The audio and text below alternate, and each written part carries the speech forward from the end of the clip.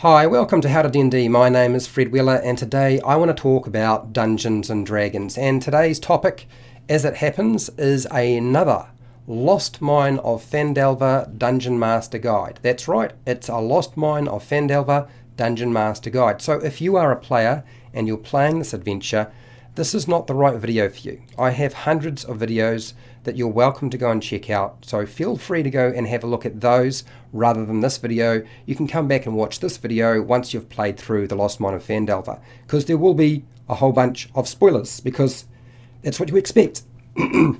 Okay, so for the topic for today is Qelline of Alderleaf Farm. So Qelline of Alderleaf Farm, or Qelline Alderleaf, that is the topic. You can turn to page 18 of the Lost Mine of Phandelver adventure, and it has a whole bunch of information on Qelline. Well, no, it doesn't really have a whole bunch of information. It probably doesn't have everything you really want to have. We're going to deal with that. We're going to provide you with what is already in the book, and then I'm going to provide you with a whole lot of additional information that was missing that I have sort of come up with. Okay, so Qelline Alderleaf is a wise female halfling of 45. She's a pragmatic farmer, and as it happens, she seems to know absolutely everything that's going on in Phandelver and the area surrounding it. Seems a little bit odd, but I will explain what's going on here. She's kind and generous. She has a friendly disposition to the players' characters and will let them stay in her hayloft. Now, the reason for doing this, I think, in terms of the adventure, is to provide parties who don't have a lot of funds and can't stay at an inn or tavern a place to stay if they can't pay for the fees for overnight stay, or they don't want to camp or tent outside of Phandelver itself, which of course is certainly an option, but it's probably far more safer to be in a hayloft than tenting outside of Phandelver, given all of the other things that are taking place in this area. So Qelline has two quests for the players' characters. Now that's provided they take the bait and that they share some information about themselves and provide some motives and motivations to Qelline. Otherwise, she might not open up necessarily about all of these different things.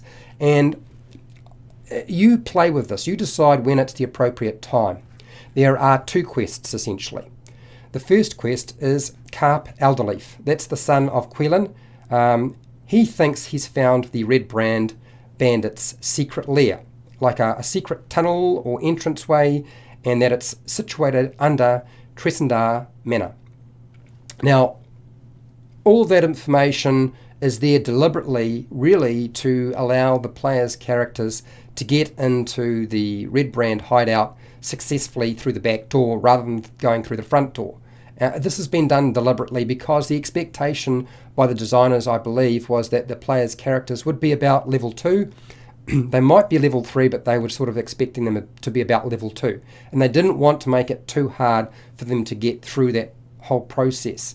Because what would happen if you suddenly had a mage sitting at the end of this hideout with all of his firepower and minions waiting for the players' characters, which potentially you could do as a dungeon master if they came through the front door and they were aware of everything that was going on. So this will lead into the players' characters dealing with the Red Brands. That is sort of the major focus for Phandelver itself. And the second one is the Druid Rendoth. He's a long-time friend of Qelline and can help the players' characters if they are looking for somewhere like Cragmore Castle or Wave Echo Cave. So that means that Qelline can direct them to Thunder Tree if they need to get to Thunder Tree, and then talk to this Druid. She's essentially a go-between between the Druid and the players to allow them to progress to that location, but also to provide them with additional information. They don't actually have to deal with any of the threats and dangers in Thunder Tree necessarily, depending on the information that they're trying to ask for. But it is written into the adventure that the Druid Rendoth will actually require them to sort of partake and do some stuff around Thunder Tree for him to reveal information. So it's another way of basically providing the player's characters with a direction, a seed, a clue to the next location. So what's going on here? Because there seems to be at least 2 quests of major importance which lead off into at least 4 different pathways or arcs. What I want to say, and this is essentially my own opinion based on what I've read of the adventure and what I've run in terms of the adventure, and that is that Qelline's purpose in the adventure is to provide information to the player's characters about anything the Dungeon Master wants them to know, or feels they need to know to move the story forward.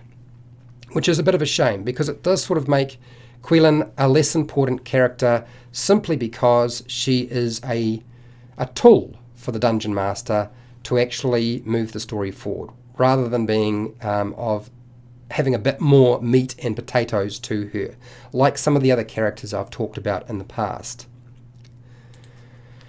What we don't know, and necessarily the player's characters don't necessarily need to know, but the Halfling Farmer Qelline could be mistaken for a busybody gossip. Certainly it would seem that she seems to know an awful lot and wants to divulge a lot of information, certainly once she gets to know you, but she actually has a secret that makes her potentially vital to the party.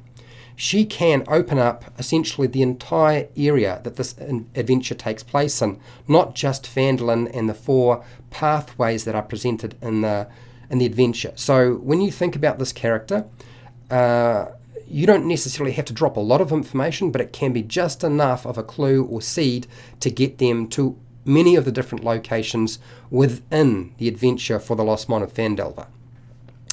Okay, so let's talk about some of her background and what's been going on with Qelline.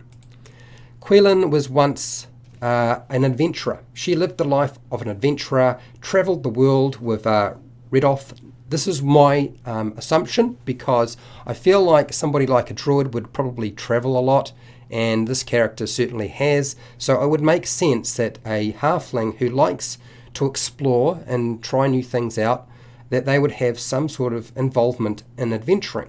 And I feel like that makes a lot of sense. I feel like she also probably had a whole bunch of friends that are long gone now, probably perished or passed away due to old age, or maybe they've just moved away to a different location. But I feel like there's something going on here that needs to be explained. So she's a retired adventurer, now turned farmer, and living sort of the quiet life rather than the life of a busy, dangerous adventurer.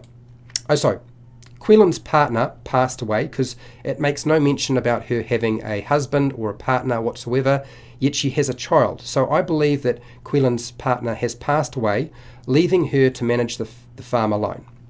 Now, whether she resents this in any way, that's really sort of up to you. It certainly could be a possibility. I think you'll find that most halflings don't tend to bear huge, horrible grudges. That's usually not how they operate.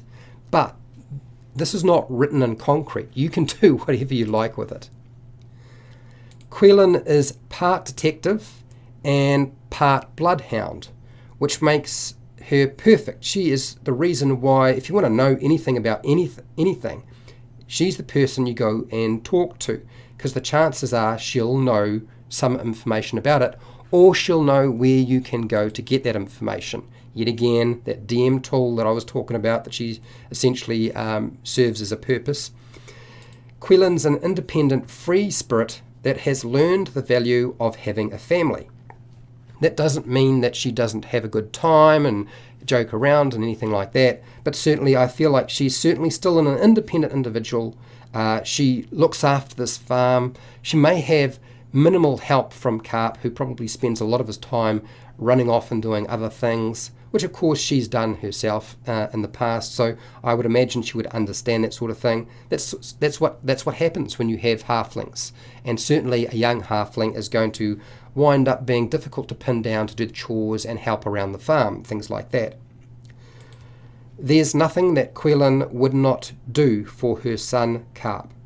Family is king, and Carp is the sort of individual, he's a young halfling who likes to explore, gets into trouble, probably not as much trouble as Qelline, but Qelline would never let Carp know that, and probably doesn't talk an awful lot about what she's done in the past. just out of fear that he might follow the same route that she has.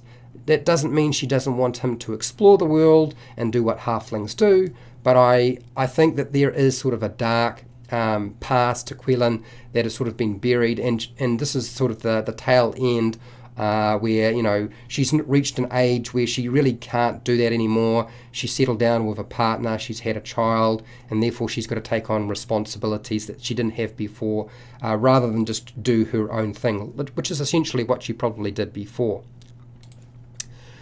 So what's her flaw? What's the thing that sets her back against everything else?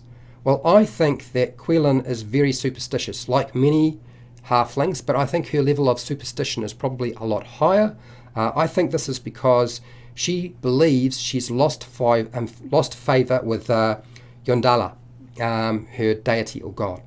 Now, Yondala is the goddess, I believe, of luck, and luck is a very important aspect to any halfling, and I think that Qelline actually believes she's lost her halfling luck, her favour with her goddess. And this could be because, one, she's lost her partner, that she's no longer doing what she loves to do, which is exploring and, you know, seeing the world like all halflings do, and the fact that I still feel like there's some individuals that she's lost in her life somewhere along that pathway that she might feel like she's responsible for being involved in. Now, whether that's legitimate or not, who knows? That's your piece of information to build on from there. So those are the things that I felt like had holes that needed to be dealt with. Okay, so what does she know about some of the other NPCs, major NPCs in the adventure? Well, she can know as much as you like about Gundren Rockseeker. She may know that Gundren Rockseeker has been trying to set up a mining operation. She might not know very much at all. She might know of the Gundren Rockseekers, the brothers coming back and forth, picking up supplies and from the town, from Bath and Provisions or some other location. She may have even bumped into them if they've gone and visited the tavern. Being dwarves and drinking, it makes an awful lot of sense, provided they've got money, right? So that's an open book for you. I don't think you need to worry about too many restrictions about what Qelline would know about Gundren Rockseeker and the Rockseeker brothers. I don't think you need to worry about that. Pardon me. Okay, what about Glassstaff? She may be aware that there is an individual called Glassstaff that is the leader of the Red Brands. I don't think she needs to necessarily know anything more than that to get the players where they need to be. So I don't think that Glassstaff and his true alias or true name would have ever been revealed to Qelline. So I don't think you need to worry about playing that out. So using Glassstaff as a name for that character and her awareness of that character is totally up to you, and I don't think it's unreasonable to drop that information if you needed to. She would probably be aware that Harbin Wester has an orc problem or an orc pack problem in the area, and there's a bounty out to deal with the orcs. So she can certainly feed them that information so they then go and see the town master. I've already done a video on the town master for those of you who are interested. You can go and check that out if you like at a later date. So certainly she could talk about the orcs. She may even know a little bit about the fact that the Cragmore goblins operate in the area. Would she know about the dragon? Well, it's entirely possible that if she's been out on the farm working the fields, that she may have seen a dragon flying overhead from a distance. As I said, totally up to you how much information you drop, but I don't think you need to worry about saying too much about Venomfang, simply because she will direct them to Thunder Tree to go and see the Druid, Redoff, and that's good enough. That's got them there, and then of course the presence of a dragon shouldn't be too hard to deal with from there on. Okay, so if you found this video helpful, informative and useful, fantastic. As it happens, I have many videos on the Lost Mine of Phandelver, all revolving around being a dungeon master guide for you to help you run the game on many of the major villains and NPCs, characters and so forth within the adventure, including some sort of, there are some encounter videos as well, and you're welcome to go and check those out. Otherwise, I have hundreds of videos for players and dungeon masters that revolve around playing Dungeons & Dragons 5e. If you want to support the channel so I keep doing videos like this, you can support me by watching more videos, but you can also support me on Patreon. Patreon, you get access to the unlisted live streams with all the Q&A, you get priority on the videos that I might make, and also on exclusive content that I put out from time to time. I also have affiliate links down in the description to the book depository and Amazon, and all of those purchases give me a small commission. I have a merchandise shelf. Make sure to share, like, and subscribe. Hit the bell button to be notified when I go live and when I publish new videos. And hey, till next time, keep rolling those 20s.